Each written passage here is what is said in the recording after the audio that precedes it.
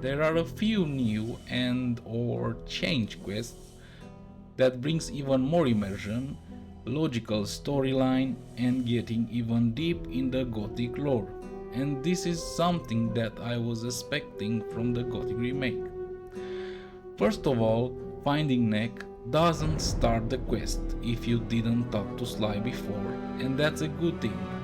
Not like what we saw in the Gothic 3 The Broken, when finding a quest item was already starting or finishing a quest that you didn't even know about it or you didn't even start it. And now, here we have a new quest from Fingers, because now we have sneaking already learned. I want to become a shadow. Then you should find yourself a nice spot of sunlight. You know what I mean. Can you help me with that? I wouldn't know how. I'm looking for folks to put in a good word for me. Now, why would I do that? Because Diego says you're one of the key players. Ah, why didn't you lead with that? Yeah, I guess I could give you some backing. Thing is, I have to be sure you're good for something. You know Scatty? The guy with the punchable face who manages the arena? He has a big chest in his hut, and in that chest is a ring. Bring me that thing, and you have my vote. Wait, you're stealing from your own guys. Me? No. There's a small change in Dexter's quest. Wait a moment. You look tense. How about some swamp weed? Straight from the cultists. What's swamp weed? Green to the core, huh? You can smoke it. Takes the edge off. I'm looking to join the old camp and become a shadow. In other words, you're trying to prove yourself. Yeah, that's something I could use a hand with. There's a guy in the swamp camp who goes by the name Kalam. He's a core. I mean, one of the top dogs. He's also an alchemist. And he's got a recipe for a, how should I say, potent brew. They call it dream juice. Loons drink it to open their minds to the sleeper. What's stopping you? Kalam. That old bastard won't talk to anyone who isn't a cultist. That's where you come in.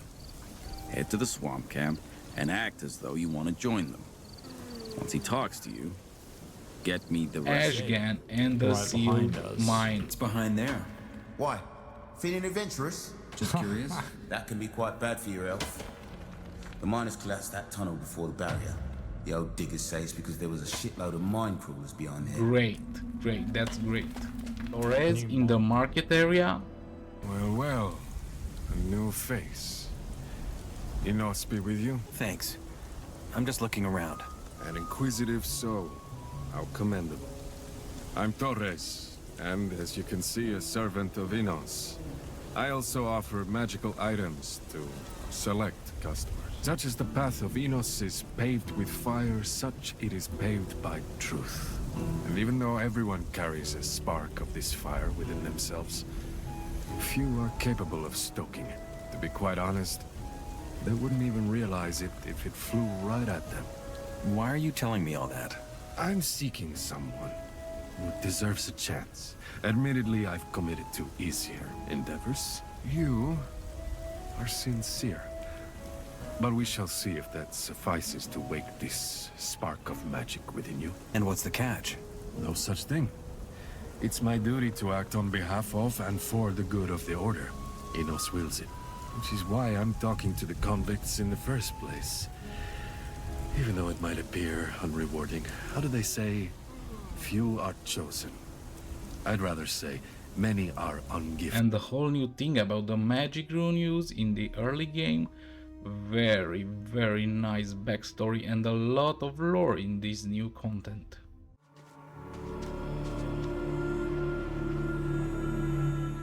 So what about it? Does this changed magic system that gives you access so you could become a magic user in the early game could break the game? Does it affect the balance? From what we saw so far in the two English videos, ESO took the fire arrow and Frostbreak picked the healing rune. Both of the magic runes were quite futile, because there is not enough mana to use them properly.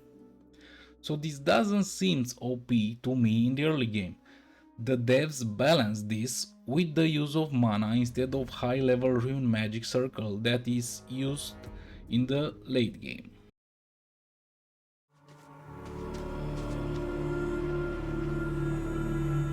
The combat seems a bit easy for me at least. Of course, you can take on the wolves, lurkers, snappers, crawlers with 10 strength and a rusty sword, but it does look like if you put some muscle and a better weapon, the low level enemy will get mincemeat. Yet this made me think about it, and after over-analyzing, I finally understand what it was and why for me it does feel more easy than the OG. Because now we have 3 new things, like the dodge, the parry or block, and we have the multiple enemy taking damage from one blow. Will this break the balance? Are these making the combat OP once you get used to it? Leave a comment on it. And here we have a sneak peek on what the high level combat looks like. Of course, right at the arena where Gorhanis and Kurgo have a small dance. That's crazy how fast it goes. Well, there it was. My first impression on the early build of the third demo regarding Gothic 1 Remake. What do you think about what was shown so far? Does it feel like the OG? Is this Gothic Remake a true remake of the old classic? Feel free to write your ideas below. And don't forget, The Sleeper has also blessed some of us with the gift of his magic. It is an ancient and powerful kind, and it's unlike anything the mages of Matana practice. may the sleeper awaken.